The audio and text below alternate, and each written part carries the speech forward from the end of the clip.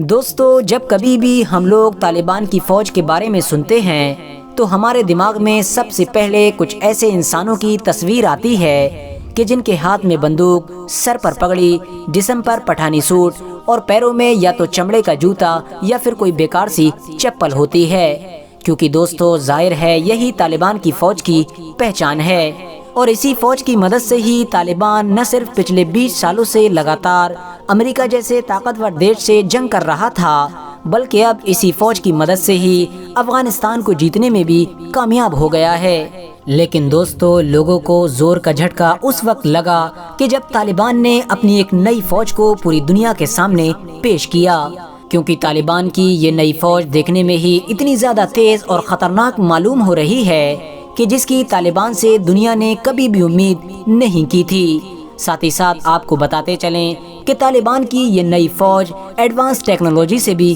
مالا مال ہے۔ دوستو، اسکرین پر نظر آنے والے ان فوٹوز کو دیکھ کر آپ کو یہ لگ رہا ہوگا کہ شاید یہ دنیا کے کسی طاقتور دیش کی فوج ہے، لیکن نہیں، یہ طالبان کی نئی فوج ہے کہ جس کو 313 بدری کمانڈر کا نام دیا گیا ہے۔ طالبان کے ان نئے کمانڈرز کی فوٹوز کو دیکھنے کے بعد اس بات کا اندازہ اچھی طرح سے لگایا جا سکتا ہے کہ ان لوگوں کے پاس وہ چیزیں موجود ہیں کہ جو آج کے دور میں دنیا کے بہت سارے طاقتور دیش بھی اپنی آرمی کو نہیں دے پا رہے ہیں۔ اور یہ دعویٰ کیا جا رہا ہے کہ یہ ساری چیزیں طالبان نے کسی دیش سے نہیں خریدی ہیں، بلکہ یہ تو وہ ساری چیزیں ہیں کہ جن کو امریکہ کی آرمی ہڑبڑاہٹ میں افغانستان دیش میں ہی چھوڑ گئی تھی، اور آج کی ڈیٹ میں ان ساری چیزوں پر طالبان کا کنٹرول ہو چکا ہے۔ یہی وجہ ہے کہ اب دنیا بھر کی میڈیا اس مدعے پر جو بائیڈن کو بھی ذمہ دار ٹھہرا رہی ہے اور یہ دعویٰ کر رہی ہے کہ طالبان آج کی ڈیٹ میں جو بائیڈن کی وجہ سے ہی اتنا زیادہ طاقتور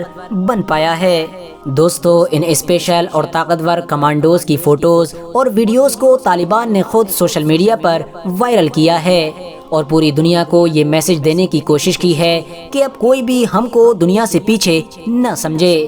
آپ کو بتاتے چلیں کہ میڈیا میں یہ دعویٰ بھی کیا جا رہا ہے کہ طالبان کے ان اسپیشل کمانڈوز کی سب سے بڑی ذمہ داری طالبان کے بڑے لیڈرز کی حفاظت کرنا ہوگی، یعنی جتنے بھی طالبان کے بڑے بڑے نیتا ہیں ان کی حفاظت کے لیے ان کمانڈو کو ہی لگایا جائے گا۔ اس کے علاوہ اگر بات کریں اس خاص فوج کے نام کے بارے میں، تو جیسا کہ میں نے آپ کو پہلے بھی بتایا کہ اس خاص فوج کا نام بدری 313 رکھا گیا ہے۔ اب آپ میں سے بہت سارے لوگوں کے دماغ میں یہ سوال بھی ضرور آتا ہوگا کہ آخر بدری 313 ہی نام کیوں رکھا گیا ہے اور بدری 313 کا کیا مطلب ہے؟ تو میں آپ کو بتاتا چلوں کہ طالبان کے لوگوں نے اس نام کو جنگ بدر سے منسوب کر کے رکھا ہے، وہی جنگ بدر کہ جس کو مسلم اتہاس کی پہلی جنگ کے طور پر جانا جاتا ہے۔ یہ وہ جنگ تھی کہ جس میں جہاں ایک طرف مسلمانوں کی تعداد صرف اور صرف 313 تھی، تو وہیں دوسری طرف مسلمانوں کے دشمنوں کی تعداد لگ بھگ 1000 سے بھی